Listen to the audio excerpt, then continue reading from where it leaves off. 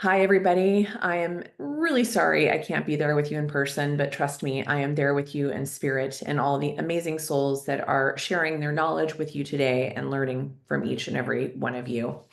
My name is Dr. Nasha Winters, and I'm kicking us off today to talk about this concept of test, assess, address, and the personalization of your journey.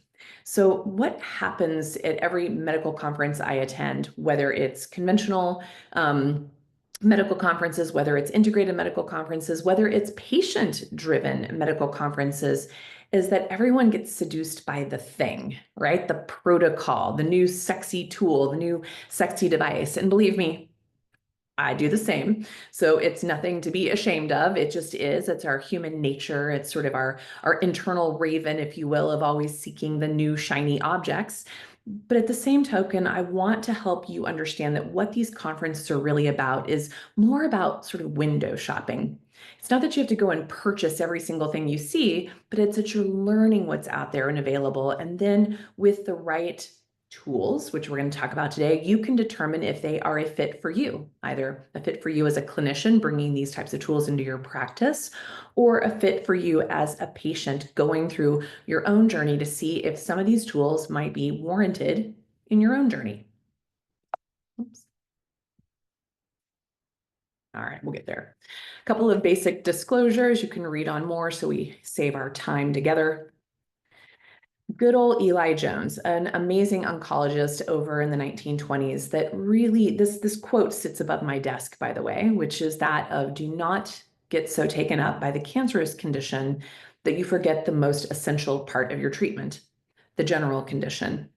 And this is where we want to start our conversation today, is that there is a danger in going blindly into following any protocols, either from standard of care alone or from alternative care alone, or even the blend of both of those, the integrative approach, without knowing your very specific, unique terrain. Okay, it's very important to know that. The illusion of a one-size-fits-all or a magical pill or a single target, single solution is really outdated. These generic protocols often fail the patient as well as the practitioner. And the consequences of moving blindly into any protocol can be, number one, dangerous. It can backfire, but it can also be a missed opportunity because we're now in the era of true personalized and precision medicine and true sort of patient data or patient biofeedback that allows us to really understand who we're dealing with at any given moment. And when we start to think about this, where do we want to begin? We want to begin by exploring the terrain of the individual, because this is what tells us the story. Here's an option for you. You can go into this hyperlink and do your own evaluation. This is our Terrain 10 questionnaire that helps you start to get a sense of where you are in the process. I encourage you clinicians to apply this as well, not just the patients, to understand kind of a few things about your own terrain. There's been this renewed interest in discussion about terrain. I've watched it early on in my practice, or early on in my medical school training as a naturopathic clinician. We talked about terrain a lot, but it kind of went by the wayside. It's sort of making a resurgence, and people are starting to talk about the terrain. You're seeing it as a buzzword. You're seeing it rising up in the SEOs on social media and Google searches. But basically, this is the concept of holistic health, recognizing the importance of a balanced internal environment and a robust immune system in both the prevention and treatment of disease. And then specifically with that, the terrain theory or the terrain approach itself focuses on strengthening the body's immune system and ecosystem while, kind of creating this really robust internal operating system while also directly addressing the issue at hand, combating the issue at hand. And so the goal of working with the terrain is about neutralizing potential harmful effects while potentizing resilient effects. No. So this is where we begin. I always have people saying to me, and likely you said this yourself, or other clinicians in this room have heard this as well, I was healthy until I got cancer. I don't understand why I got cancer. I do all the things. I walk 5 miles every day. I eat a vegetarian diet. I, avoid the blue lights. I mean, all the different things we can say that we do, right? These are the folks who are always shocked. Oftentimes, my health warriors, my yoga therapists, my Pilates instructors, my nutritionists, my nurses, my doctors who themselves find themselves in the quandary of dealing with a cancerous process, they kind of scratch their head and wonder, well, gosh, I did all the things, but you didn't. It's impossible to do all the things living on planet Earth today in these modern times that since the World War II, we have 100,000 new chemicals in our environment, and we've not even talked about how those interact with one another, much less stand alone. So what I've highlighted here on this slide for you are the ones in orange are the ones that you are literally exposed to every single day, whether you willingly know it or not. Many of us are exposed to all of these things every single day, maybe willingly or unwillingly so. And so when you look at this, these are outlined by IARC, which is a third-party non-biased research agency in the oncology space. And what you see on this slide are things that are considered known carcinogens.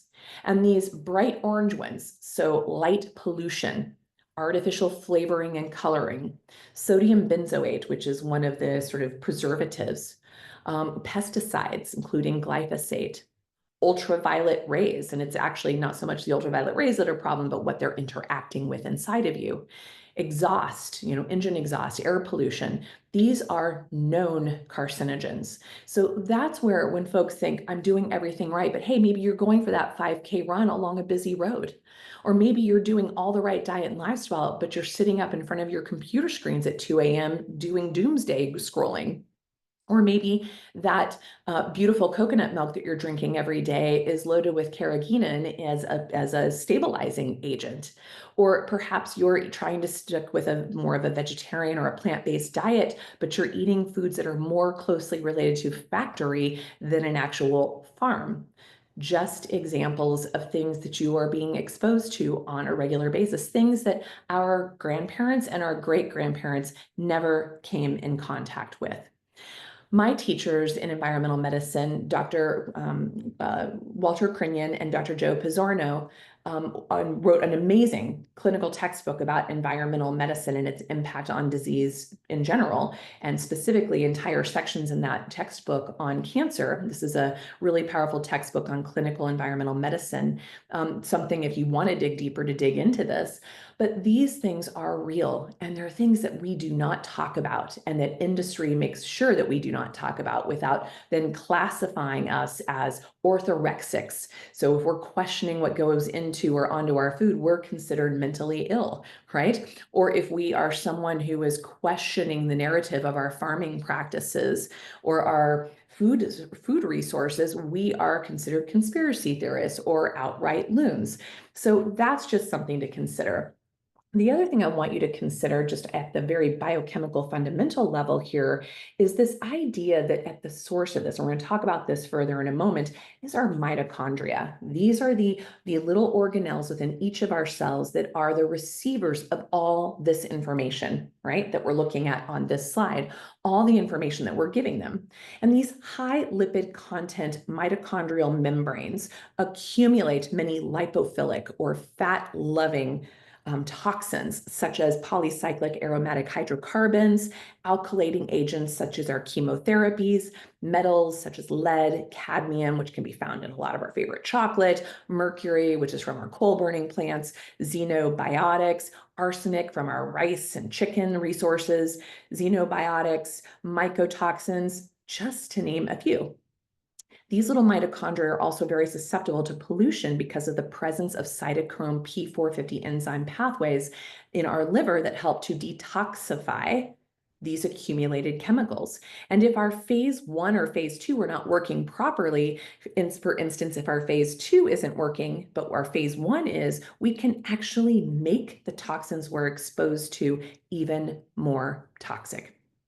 And so now that you have knowing this of things that you might be getting exposed to that you're not aware of, be aware that the damage that these create to your mitochondria can, in fact, impact your overall longevity, your ability to protect your genome, your ability to actually have resilience and resistance to all chronic illness, including cancer, and even your ability to induce cell-programmed death, known as apoptosis, which is under direct guidance and direct dictate of our mitochondrial function. And when we take this a little bit further, we live on a planet where we are currently all overfed and yet undernourished. You're going to see here in a moment the most common nutrient deficiencies that we're all walking around with today, but we're living far from our natural genetic origins. Our cells literally cannot keep up or adapt to these changes in what is considered a very short period of time. We literally live or die by our screens. They dictate everything in our lives. We are more connected now than ever via social media, but also more alone than ever. The scientists call this the era of depression and the era of despair. And it's also why in the United States, we have the lowest level of longevity in the world, and it's getting worse year by year, thanks to the era of despair, where we are using outside sources such as opiates to numb the pain or suicide to completely bypass the pain altogether. We have normalized factory created foods. We have normalized the increase of carbohydrates and sugar and alcohol and caffeine in our lives, which is what we socialize around, what we celebrate around, and what we think is just normal. If you question that narrative, you are considered abnormal. In fact, those of us who do question it can often even be demonized, and we can be thrown under the bus when we're actually just trying to be the messenger. You know how that works out. The messenger often gets attacked.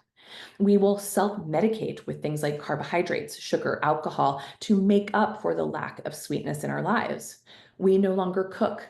We celebrate stress and busyness. We can no longer hide from the endocrine disrupting chemicals like plastics and glyphosate that are just insidious in the world around us, in the air, the soil, and the water. And the way we start to understand how much may be lurking under the surface, right? What you see when you look at me or somebody else is just literally the tip of the iceberg, but there's a heck of a lot happening inside. None of us know the real story, the real biography that any of us are carrying day by day. What you see is what you see, right? But we need to dig deeper. And the methodology of test and assess and address is the critical path forward to guide you, the patient, or you, the practitioner, through the cancer wilderness. And our questionnaire, where we start with this, is in the exact why of someone's process. What led to this moment that they're meeting a diagnosis of cancer or working with you as a clinician? So when someone thinks that they've done all the things and yet they're still getting cancer, or they're still progressing, or they eventually succumb to the disease itself, we will often jump to our own conclusions. Our own story, our own narrative, our own situation might be clouding the reality, when we could actually be asking different questions and learn from these situations rather than making assumptions. And so the future is now, which is this personalized, data-driven approach that is the foundation of long-term survivorship. Each of us is unique. Our genetics, our lifestyle, our environment, even the way in which we see and interact with the world. The data illuminates the path forward. And an empowered patient is a patient that achieves better outcomes. And that means the clinician achieves better outcomes as well. And where do we begin? We first begin by exploring that terrain by looking inside of our proverbial mitochondrial bucket. This link up here, this hyperlink, shows you the day-to-day assaults on your mitochondria, of which we have an average of 60,000 assaults a day to our mitochondria. And when they're in good number and efficiency and effectiveness, they can handle it. But things happen, things accumulate over time that the burden gets heavier and heavier, the bucket gets fuller and fuller. So things like our epigenetics, our metabolic, what we're fueling ourselves with, our environmental exposures, our microbiome, our inflammatory process, our immune system, our oxygenation and cell proliferation, cell growth, vascularization, our hormonal milieu, our stress stress and circadian rhythm processes, as well as our mental emotional. These are the main drops in that mitochondrial bucket. As I said before, the mitochondria are these amazing receivers of information, taking in everything you're exposed to in, on, and around you. That includes substances, that includes light, that includes water, soil, air, food, but it also includes thoughts and people. We are an expression of the 5 closest people around us. And so if you're constantly around toxic people, you too will experience and express that toxicity. And so looking at the role by doing that Terrain 10 questionnaire and starting to evaluate further and really understanding the person's biography to understand their biology, we start to really listen. We start to really understand who this person is before us, and we start to understand the role that the person plays in their own disease creation or health creation, and we understand the best path forward to help them have better outcomes. And where we can start is using data, not dogma, using truth and using path forward methods versus guessing games. We've come to a time in our medical prowess that no one has to go through this blindly. But one thing I want you to remember is none of us should ever strive for average, okay? We all want to be outliers. We all want to not be the statistic. Lab values, you guys, are based on the average of the population in the region in which they're being tested. So pathological ranges are used to diagnose disease, and yet we're missing an opportunity to see things smoldering well before they're a building engulfed in flames. And outliers, is who each and every one of you should strive to be. You don't want to be average. You need to keep thriving, not just surviving. And a functional or optimal range versus an average range is actually what's going to be preventative, as well as help create resilience, and as well as give you tools to actually combat whatever process you are going through. And so as clinicians, we will even start with your demographics. You'd be shocked at how much information we can get from someone's demographics. A name tells us a lot, a gender, an age, it tells us about where they are in their life cycle, their marital or their relational status, the number of children they have, and their current living situation, their occupation, their height and weight. Their zip code can tell us oodles amount of the things they're getting exposed to, and not just their current zip code, but the zip codes they lived in at various life cycles, as well as their current diagnosis, the date of that original diagnosis, and subsequent treatments that they've done leading up to the moment that they're sitting in front of you. This information is like, as a clinician, we become a detective, okay? We start to understand so much. We can already start to make assumptions that we can then follow up with further testing, further evaluation. So for instance, I have patients in the North Carolina area and a place known as Lake Norman, a highly, highly affluent part of southeast part of the United States. But it also is a very hot spot for very weird, rare cancers in the pediatric population, thyroid cancers, really wonky neuroendocrine tumors. It's known for that. There's hot spots of cancer all over the United States, throughout places like Houston, around all the gas and oil, all along the Ohio River Valley and the Mississippi River Delta. These are the places that also have the highest levels of cancer, and yet no one is asking those questions. So your zip code tells me a heck of a lot. If I see someone telling me they grew up in the Great Lakes area, I pretty much assume that they've got some persistent perchlorate in their bodies, right? It's like kind of insidious in the water and soil in these parts of the world. Where I lived in the beautiful, pristine Durango, Colorado, for many, many moons, one of the highest levels of arsenic in the soil and water in the world, not just in the United States, and also the highest levels of mercury because of all the coal burning plants around. We had a huge hotspot of funky cancers, a ton of thyroid disorders. So that tells me a lot. Your socioeconomic status tells me a lot. Your educational status, your marital status, your child status. These are the questions I start to ask. Your age tells me where you are in the life cycle. There are certain times sometimes certain markers along the path that have what we know as like flares, if you will. We know that we have a rapid aging, for instance, around the age of 44 and around the age of 56. These are things that have been very well elucidated. These also happen to be high moments of cancer diagnoses. They correlate because aging is really a result of our mitochondria.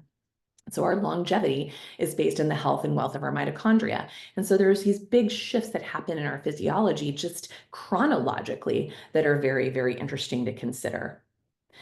I mentioned earlier that drugs can play a role and nutrient deficiencies can play a role. And the nutrients that we as patients dealing with a cancer diagnosis or really any chronic illness are most often deficient in are these: magnesium, B12, zinc, vitamins A, D, and K, selenium. Okay, these are big, big, big, big players. And these are the most efficient. These are also the players that are protective to the genome, that help you methylate, that help you detoxify, that help you with tissue repair and immune function. They are critical players. And yet I don't think I can even think of a single patient I've worked with cancer that had all of these in optimal working order. So a lot of the medications we use just in standard of care medicine, or even a lot of the medications we used in oncology, directly further inhibit these nutrients, the very nutrients that are required for you to utilize any of your therapies better and to have a better prognosis. And so these are some things that you would want to consider. Okay, further, there's also a really great hyperlink down here that you can go into the drug-induced nutrient, drug and nutrient interactions of the most common used medications and get deeper into the weeds with this if you want to learn more. The other thing we do is we've got, I think it's like almost 12 pages now, our observational nutritional physical exam. We take patients through a journey that they can do this online, they can do this with an advocate, they can do this, with their clinician to start to evaluate their nutritional status, not by running more labs, because that's helpful, but your body will tell the story. So for instance, everyone take a look at your fingernails. Now, if they're covered with paint, we're not going to get much information. But if you see white spots, that's a classic zinc deficiency. If you have issues with anxiety, insomnia, constipation, that's a classic magnesium deficiency. If you get cold sores or cracks along the sides of your mouth, that's or kind of burning tongue, especially red tip tongue, that's a B12 deficiency. If you get bumps on the back of your arms or blur or kind of night vision or floaters, that's a classic vitamin A deficiency. These are just some really good examples. If you have a difficulty smelling, zinc deficiency. So these are just some of the examples of things that we look at in a nutritional physical exam. We used to be able to even just do a reflex hammer on your Achilles heel to know your thyroid status, or use a pupillary dilation test with light flashing into your pupils to see how your adrenals were functioning, or even have you take a blood pressure sitting or lying down and then immediately moving to a standing position, take your blood pressure again to see if you have a very big pulse pressure difference, which can also shows hypotensive or hypertensive or adrenal dysfunction as well. There's so much that we can learn about just absolute visualization of the body. It's astonishing to me how far we've gotten from that. And it's increasingly difficult to do this with telemed, but we've created these checkoff lists that we can go through with the patient to learn more about their nutritional status, which is going to be what gives you your resilience to any chronic illness. And then these labs, these are just examples of the labs I've had my patients run every single year for decades. When I had a private practice, I can't even think until we get down to probably the OAT, the single nucleotide polymorphisms. Most of these above were the standard annual labs that we ran on every single patient, okay? And the ranges that you see here are based on the functional ranges or the optimal ranges or the ranges that I've concluded through my 30 plus years in the field that are most telling of health creation and disease prevention or treatment. The other things here, such as urinary and blood or breath ketone levels, continuous glucose monitors, macronutrient counters, nutritional physical exams we just talked about, heart rate variability, GKIs, those are some of the newer testing that we can look at with folks. The OAT testing, the buccal swabs, the tigloglycine, the 8-OH-DG, and the anti-mitochondrial antigen, these are specific tests that can actually establish the health and wealth of your mitochondria. Single nucleotide polymorphisms today can be tested in direct-to-consumer testing, such as Nutrition Genome or 3x4 or others on the market, which we're going to talk about further in a moment. Today, given the fact that over 93% of us are considered metabolically broken, most of us, in fact, upwards of 70% of the population, is walking around with a body fat composition higher than 25%. So basically, their hip to waist ratio is off.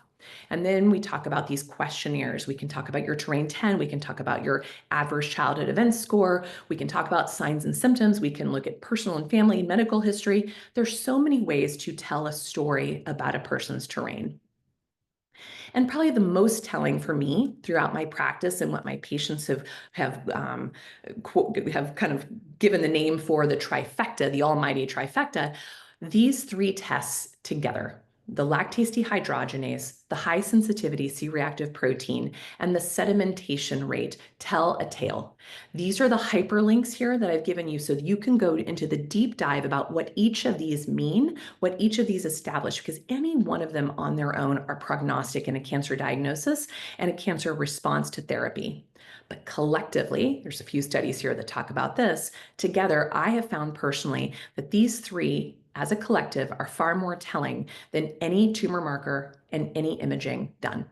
So let me give you an example. If I have a patient who comes to me and they're perfect on their tumor markers and their imaging shows no evidence of disease, and they're ringing the bell because they've just completed treatment and they're super excited, but then I get their labs and I see that all three of their trifecta are off, I'm nervous because I know it's a matter of time, days, weeks, or months, rarely longer than months, that cancer is back, expressing with a vengeance. It's not gone when you see an elevated trifecta.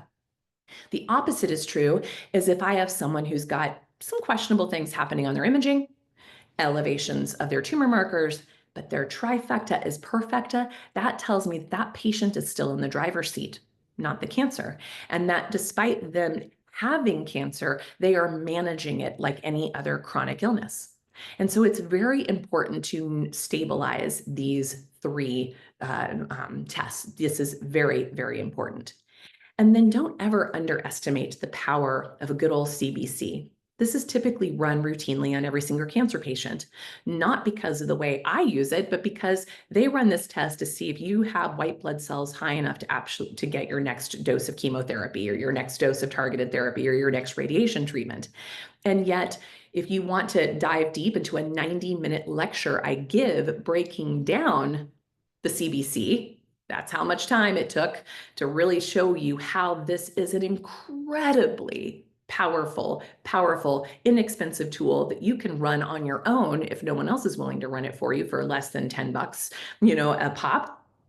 This is one of the most prognostic ways to understand how you're doing.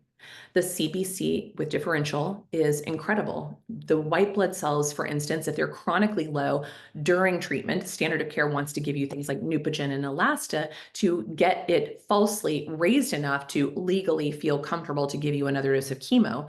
And yet it's not a true boost of your white blood cells. It's a massive inflammatory process they're creating with those medications to then bring in an extremely oxidative inflammatory medication that if you're lucky and you have enough mitochondrial function, you can quench those reactive oxygen species and respond okay. But if your body has been through the ringer for a while, that just adds insult to injury. So white blood cells being low throughout often just tells us you need to take a little break. You need to spread out your treatments. You need to help quench that oxidative stress before you add more insult to injury. Things like rising platelets. Rising platelets are a clue that you have a coagulation problem, that you might be having a clot risk lurking under the hood. You might have a viral process happening.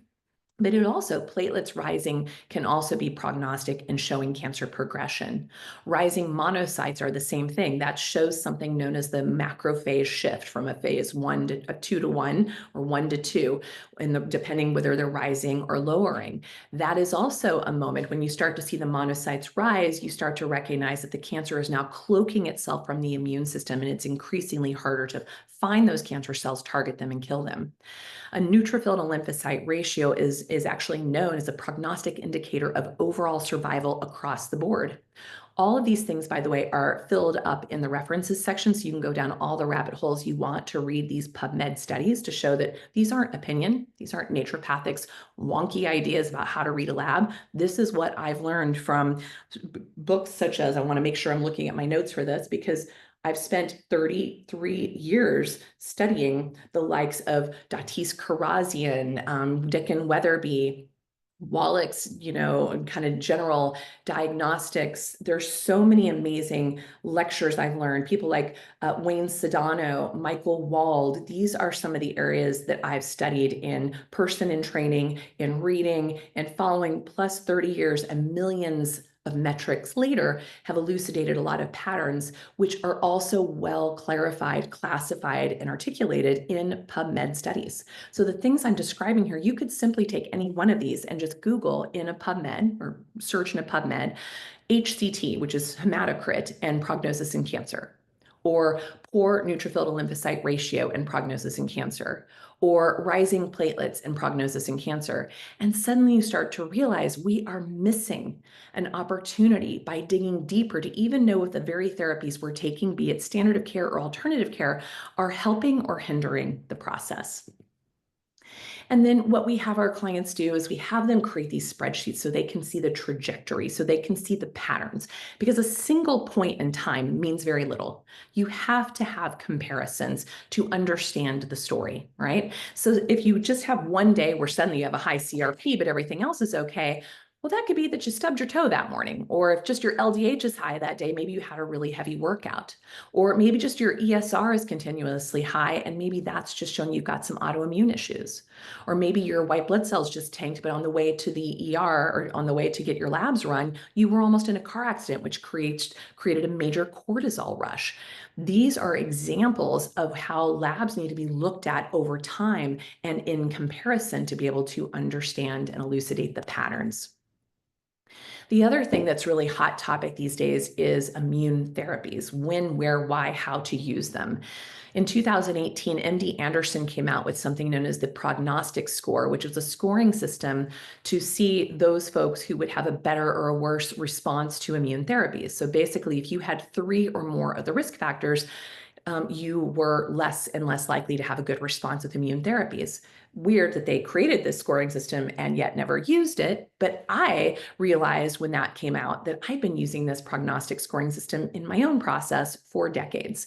And I have kind of my own revised version that I have here. So if a person of a certain age, if they're needing some support to do their day-to-day function, if their lactate dehydrogenase is elevated in above my functional ranges, if their platelets are either too high or too low, if their neutrophils and their lymphocytes are a 2-to-1 ratio or worse or flipped, there's a problem.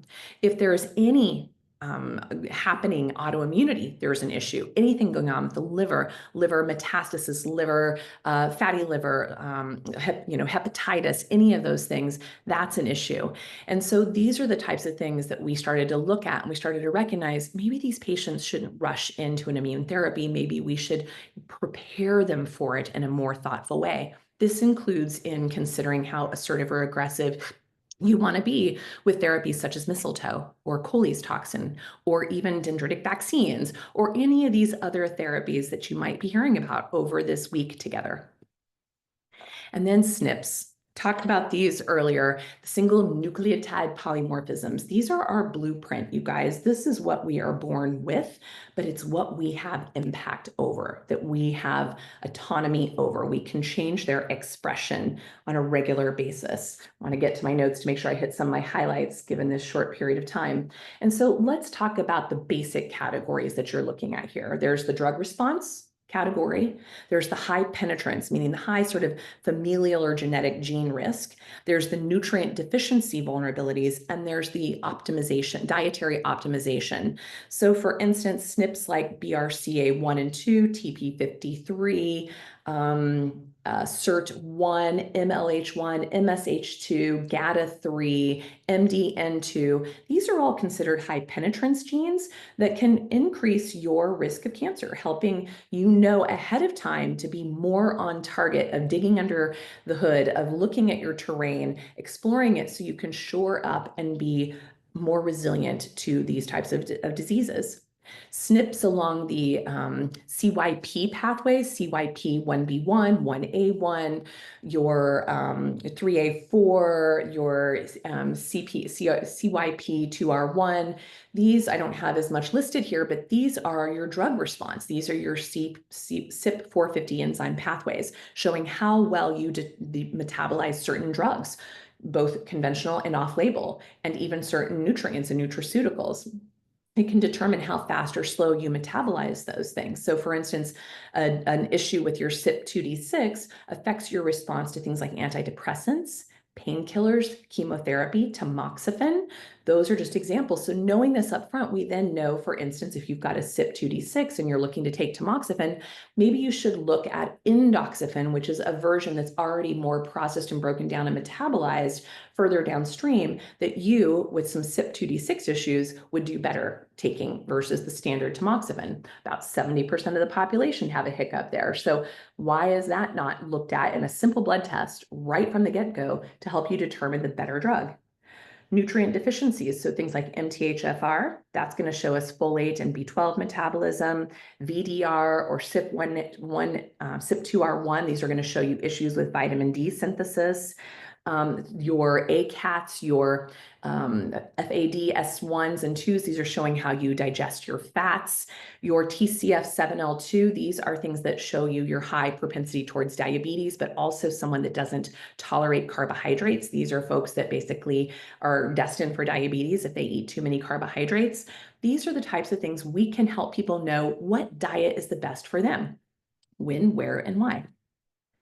And then the era of liquid and tissue biopsies, you guys, it is incredible. These are the ways that we can use non-invasive methods in the liquid biopsy, or more invasive methods if you're already getting a biopsy or a surgery, to take advantage of that tissue to get more information, to know precisely what you're dealing with, to know the personality of the tumor as it interfaces with the personality of the terrain and of the personality of the person, to help augment and choose strategies that are most beneficial to the patient.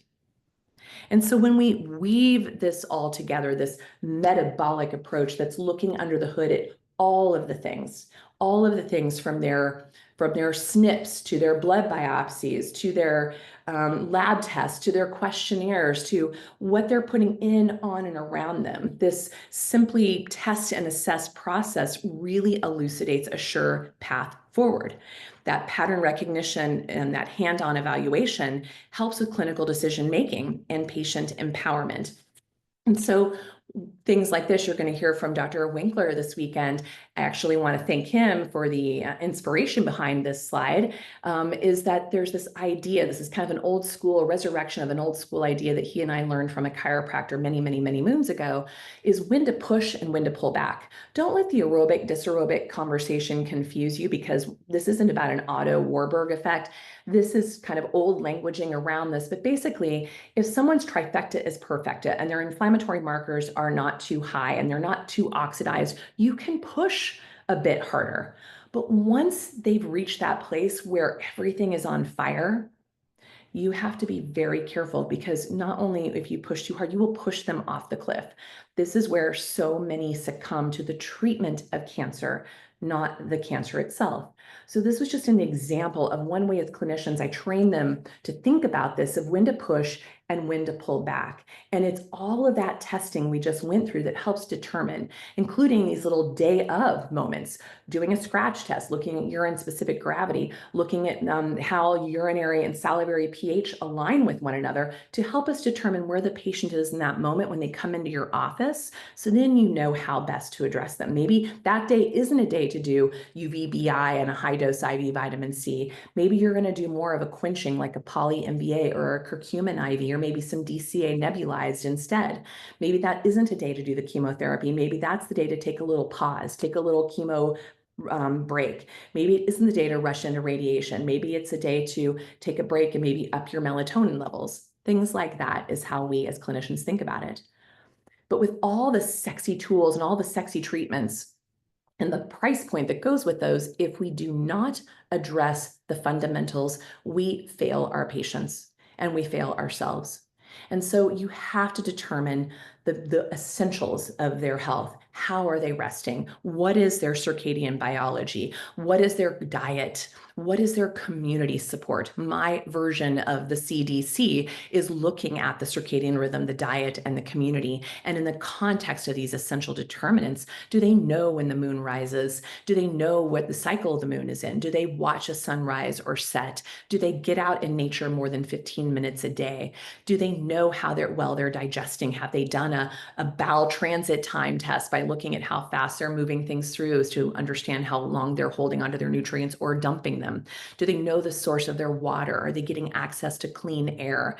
You know, like right now, I worry so much about folks like my sister-in-law who lost her home in the Altadena fire, and so many others living in Southern California right now that probably won't have clean air for the next 2 years. And the amount of known carcinogens that's in circulation, the amount of known carcinogens that are in wood smoke by itself, much less the tens of thousands of homes and built businesses and vehicles that burn down, we will see, as we have in other big fire histories, a huge surge in cancer diagnoses.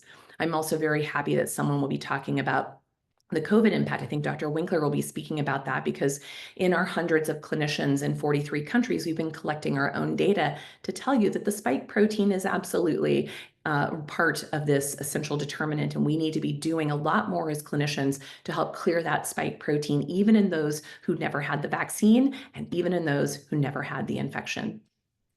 So the future of healthcare is now. We don't want to rush into protocols. I know it's going to be tempting this weekend of all the things you learned to rush home and do it all. Don't. Pause.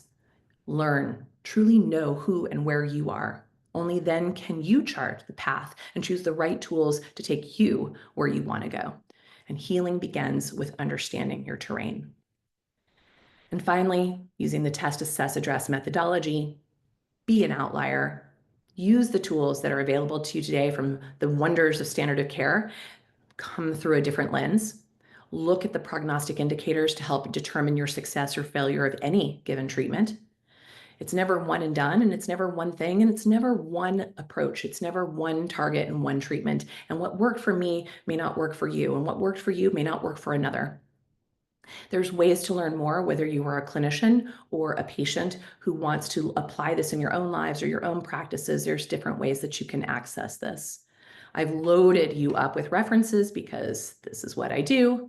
If you want to dig deeper into the metabolic approach to cancer, the book on mistletoe, or have some interesting conversations with folks in the Metabolic Matters podcast to learn from some of the best minds in the field, please have a listen and follow. If you want to get further training done, you're welcome. And following us on social, you can see what we're up to and see what we're sharing amidst all of this. But finally, what I want to say is what's happening here with the Annie Appleseed Project, with the beloved presenters and the beloved participants, is that we are a small group of committed people, committed to changing our own lives, which in turn changes the world. And so with that, I'm very grateful for your time and attention, and I send you all many healing blessings and an amazing conference.